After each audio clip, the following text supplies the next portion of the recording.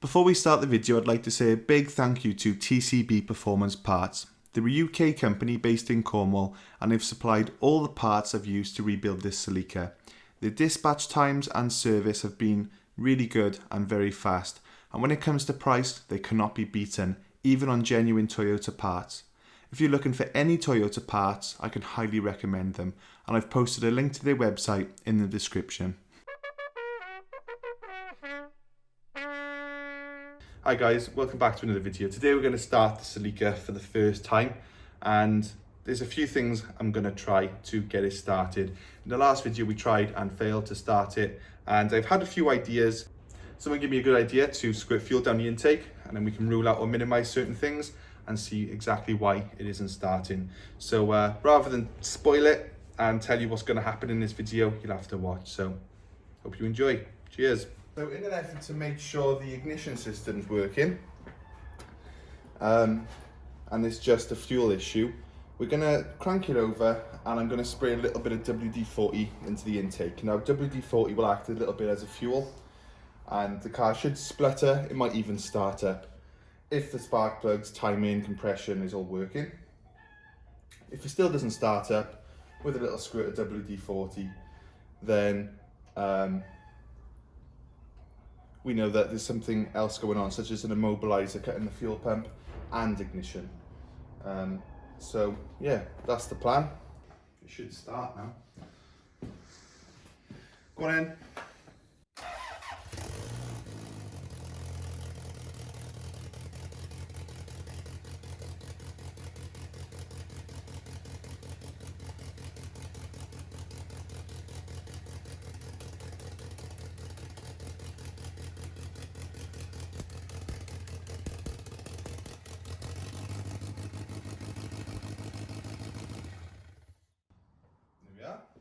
That wasn't an emergency shutdown, that was just a, I don't want to be gassed shutdown.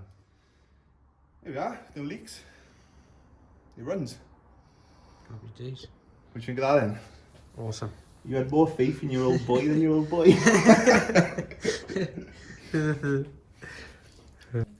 Right then guys, we'll pause the video there and we'll catch up to you when the downpipe's on. So yeah, it's not really a final assembly, just a test start, and it was a bit loud last time, and obviously the fumes were coming out right from the turbo there into my face, so I couldn't even concentrate on what I was doing, and it's so loud. I'm listening for things I need to adjust or need to check before I put things back together, but I can't even hear myself think over that, so hopefully it'll be a little bit quieter this time. So I'll put some, there's a flipping chicken in my garage, look at that. Get out of here, you flipping joke. Oh!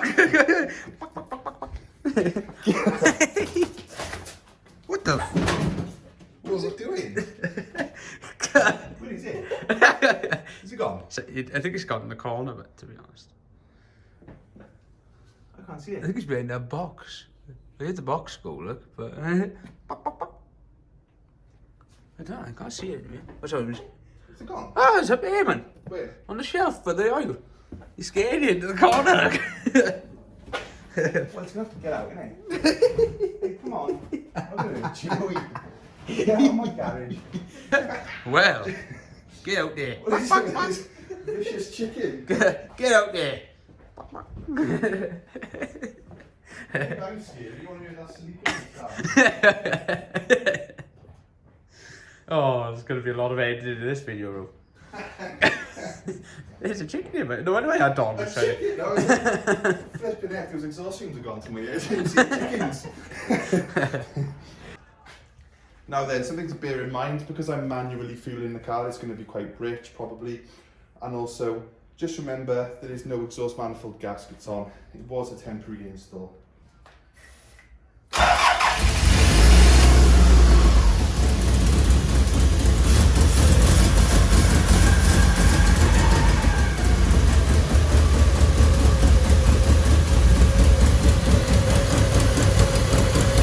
Sounds sweet, isn't it? But there is still an exhaust leak.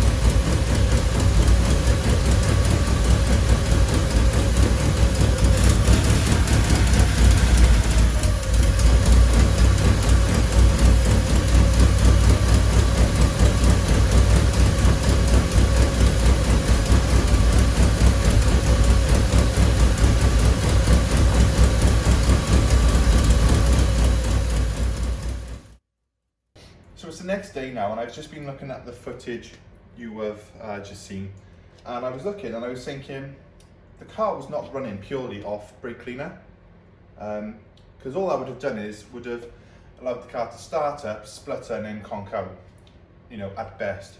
But the car was running for over a minute without any brake cleaner being squirted down the intake. So my theory is the old fuel that's still in the tank is being fed up to the engine. The engine's trying to run off it, but it's a bit lumpy. So what I've done is I've got a full jerry can here of V-Power. There should be 20 litres in there. I'm just going to fill up the tank as much as possible with the fresh fuel, high octane, and then try and dilute the old stuff. And we're not going to start it up and see if there's an improvement straight away.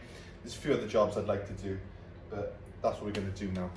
So I think that is literally the only problem with the car being lumpy.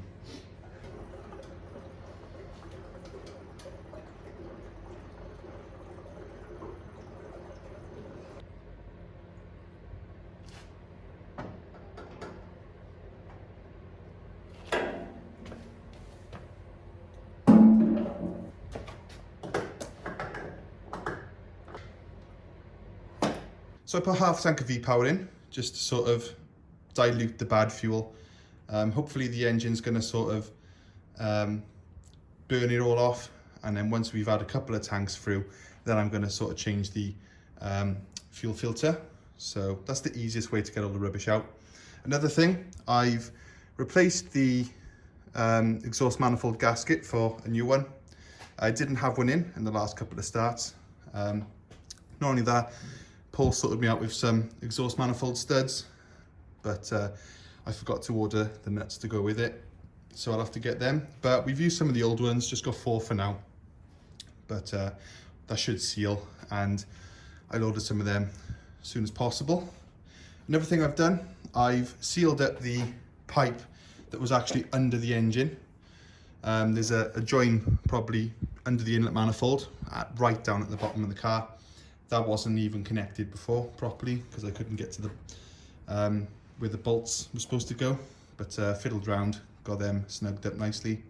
So we should have a complete exhaust system now that's gonna, we should have an exhaust system now that's gonna just be sealed. So we'll start it up. Hopefully it will start without brake cleaner.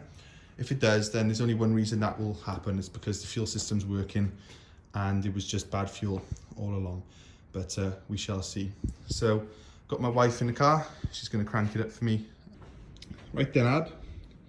Start him up. Nice.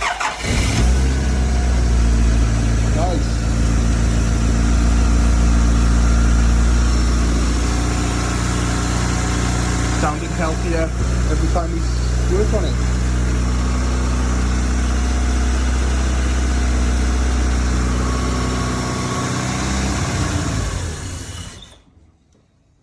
Was that you? No, it died. Just died, did it? That's fine, don't start it up again just yet. So I'd imagine there's still a bit of dirty fuel that's got to come through yet. So hopefully we can sort of burn it all off. Another day, not today, I'll be fitting the power steering pump, alternator, and AC pump and radiator. So we can start it up and leave it running for a while until it heats up properly. But I think that's pretty good progress for today. It starts, it runs.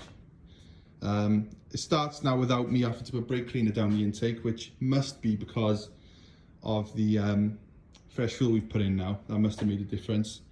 And it's actually a return fuel line. So what will happen is the fuel will just keep getting mixed and mixed and mixed. So I was thinking it would have to burn off the old fuel first, but it won't. The fresh stuff should come through pretty quickly. So yeah, I think we'll start it up once more. Have a look how much smoke is coming out of the exhaust. There will be some because it's got to burn off loads of oil, and obviously it's got to burn off WD-40 from when I reassemble the exhaust, all sorts of things like that. But it should burn off pretty quick. So if you can start it up again, Ab, I'll go to the back.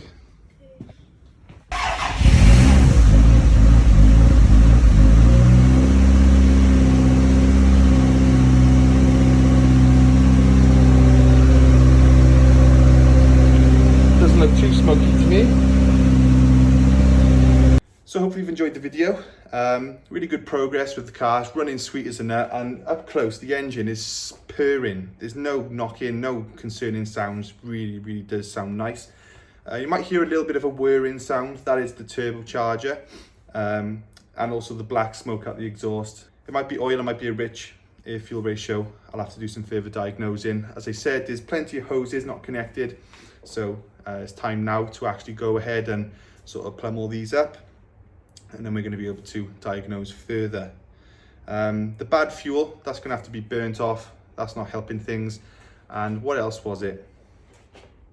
Oh, yeah, the turbo. It's possible the turbo seals might be leaking.